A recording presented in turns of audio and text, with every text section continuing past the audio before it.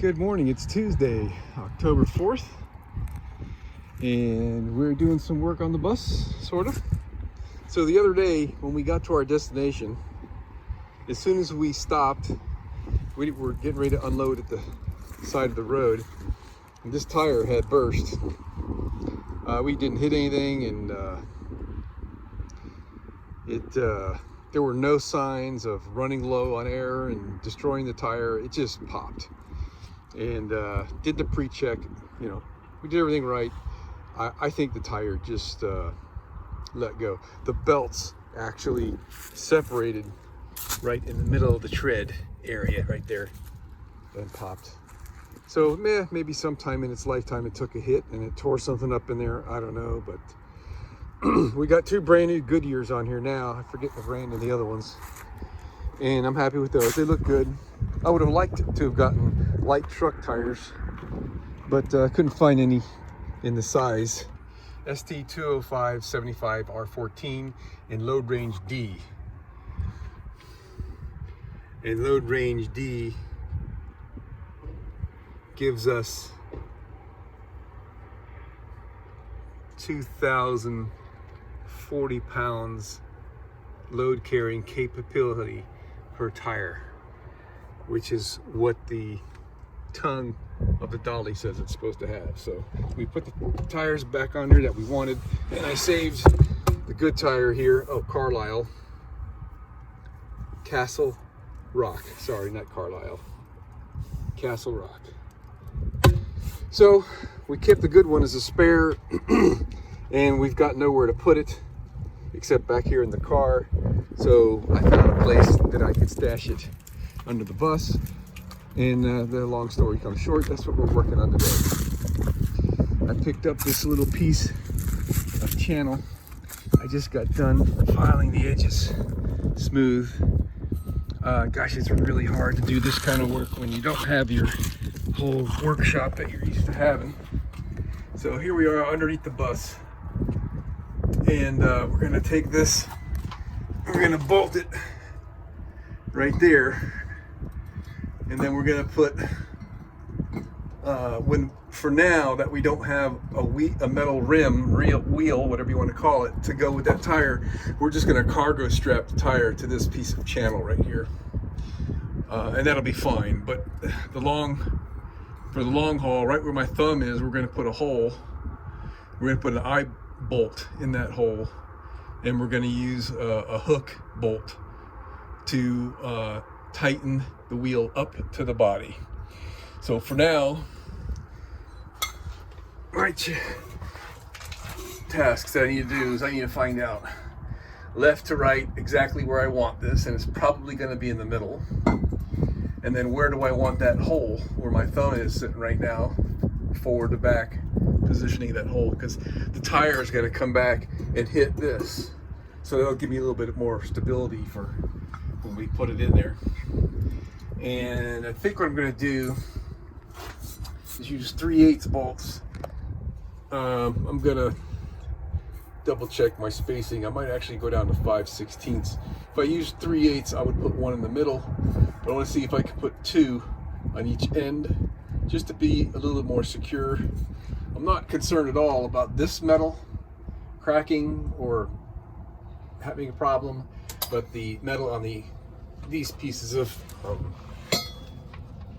what would you call that? Z-section metal are not quite as thick as this channel. So one bolt in the middle would probably be fine, but if I put two, I'd feel better. So that's what we're gonna do. So now that I'm down here looking at this, I think I could squeeze two in there without the bolt head getting too close to this radius. Because if the bolt head gets up into this radius, it'll put a sideways bend on the bolt head, and over time that could pop the head of the bolt off, or nut. Probably I'll have the nut on the bottom here. So I'm going to do some measuring up there, and if I can squeeze two fasteners in here, I will. I won't be needing any washers on this side because this metal is so thick and strong. I don't need to worry about that, but I would put washers above that Z section metal just to be extra secure. And let's see how it goes.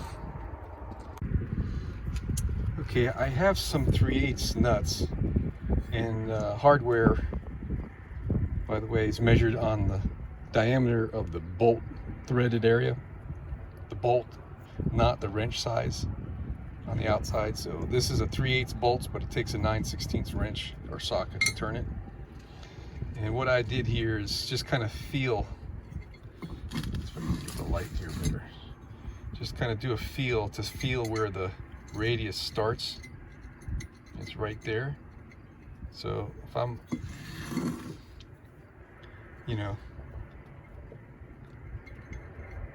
that kind of spacing right there, I think I'm comfortable with that, using 2 fasteners at each end.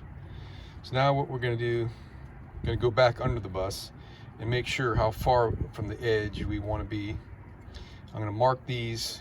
We're going to drill this material with maybe like an 1/8 inch drill bit for all 4 holes, and here as well, so that'll be a pilot hole bit.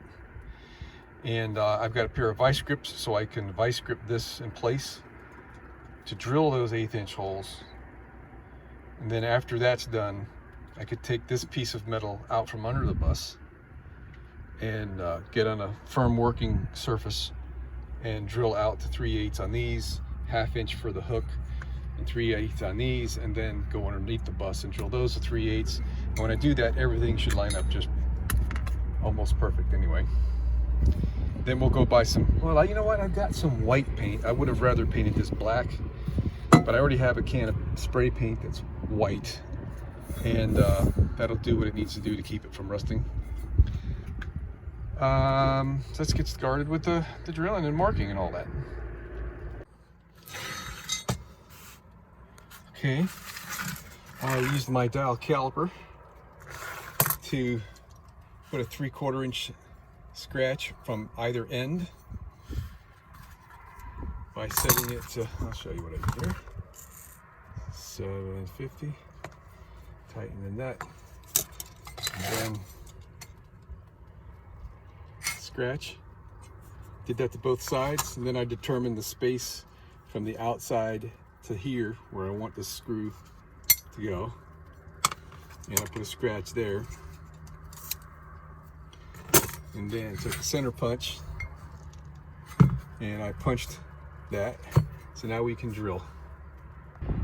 All right, today is Friday.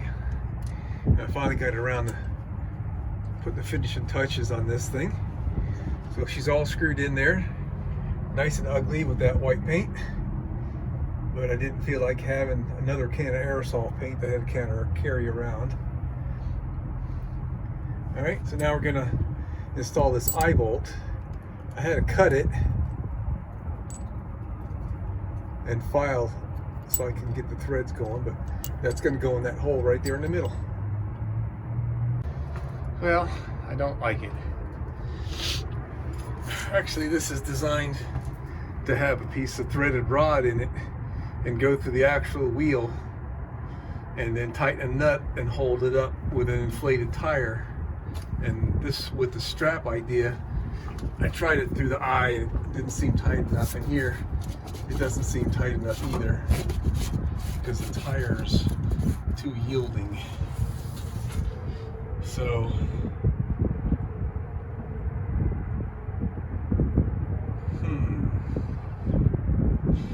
I guess I could put another strap. I don't know what to do. I don't like this. I'm gonna have to think about this for a while. Okay, I'll take that. That's pretty solid. All right. And I tied the tails here with a bunch of half hitches, and those things like to come undone when they flutter around in the wind and all that, so I put electrical tape over the ends so everything will stay secure. Yes, good enough for now. We're gonna get a wheel for this in the future, and it'll be far more secure, and a little little bit neater looking when we're all done. But that's a good temporary fix for now. And keep that thing out of our way since we're so limited on space. Hey, it's Friday, October 14th, and we are going to put the finishing touches on our spare tire. If we cut this piece of ball thread right, this should just take a few minutes. So this is going to get installed up on the bracket with the stud hanging straight down, and this will go through one of the wheel holes, and that'll hold it on. And I've drilled a hole in the end for an extra safety pin.